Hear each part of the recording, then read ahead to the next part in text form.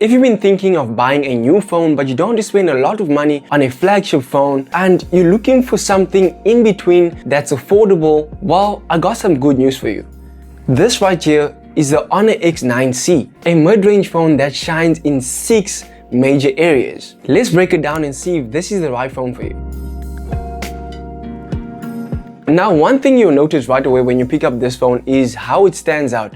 The Honor X9c's design looks and feels way more expensive than it is. You've got a curved display, it's super slim at just 7.98 millimeters, and the matte finish on the back, especially in that jade cyan color, looks so good. It's lightweight too, just 189 grams, and it feels really comfortable in the hand. If I'm being honest, my only issue with this phone's design is how slippery it feels without the case. You would definitely want to use one. But here's the thing, even if you drop the phone, you don't have to stress because the phone is tough. It comes with Honor Ultra Bounce Anti-Drop 2.0, which basically means you can drop this phone at 2 meters and it will be just fine. I even tried using it to hammer a nail and it didn't break. I dropped it on tiles multiple times and still nothing happened. And having this type of durability gives me a peace of mind knowing that whenever I drop my phone, I don't expect it to be cracked. Plus, it has IP65 water resistance, which means you can submerge it underwater for a couple of minutes and it can get caught in the rain, it will still survive. Just don't go scuba diving with this phone, guys, because it will be water damaged. Keep in mind, guys, water resistance doesn't mean waterproof. There's a big difference there. And also, a fun fact, this is Honor's toughest phone yet. You keep hearing AI this, AI that, Galaxy AI, Apple Intelligence, but have you heard of Honor AI? Honestly, this is up there with the best smartphone AIs I've used. Let me show you Magic Portal. Let's say I want to post some pictures on TikTok. I just select the images, hold them, and drag them to the side of the screen. A list of apps pops up, I drop it into TikTok, boom, we're ready to post. There's also an AI eraser that lets you remove unwanted stuff from your photos, which is really handy, like removing things you didn't want to be in your photo or people you didn't want to be in your photo. Then there's AI noise cancelling for phone calls. Whenever there's background noises in your phone call, this feature you can turn it on and that background noises will be gone. And my personal favorite, AI OIS motion sensing capture, which helps you get sharper photos even if there's movements. And that allows you to take photos like this. Speaking of photos, let's talk about the camera. Spec wise, you've got a 108 megapixel main sensor, 5 megapixel ultra wide, and a 16 megapixel selfie camera. But forget the specs, guys. The photos I was able to take from this phone don't even look like they were taken from a mid-range phone. These are flagship level photos, man. The colors are vibrant, portrait mode looks natural, and overall image quality is just solid. Video quality is also good. You can shoot up to 4K 30 FPS. I wish there was 4K 60 FPS, but unfortunately it's not there. Now let's talk about performance. It's running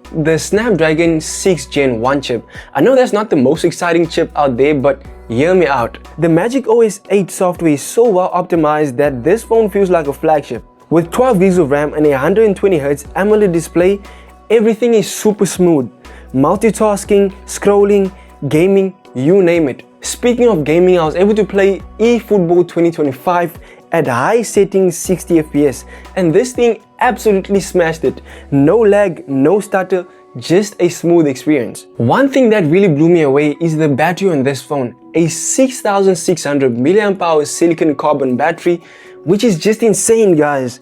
I've genuinely struggled to kill this thing. Honor claims it lasts up to 3 days, but I haven't fully tested it yet to be able to tell you that's true. But from my experience, it lasts a full day so long. Honestly, I haven't had to charge this phone, and it's so good knowing that you have a battery that you don't need to constantly plug on the charger each and every time, which gets annoying. So with all these flagship-like features, solid performance, and that crazy durability, is the Honor X9c worth it? At $320 or 10,000 Rand if you're in South Africa, this is honestly one of the best mid-range phones I've used. It's got a great design, it's tough, comes with useful AI features, takes great photos, and performs really well day to day. That's it for this video, guys. Thank you for watching. If you enjoyed this video, make sure you check out my other videos as well. Peace out.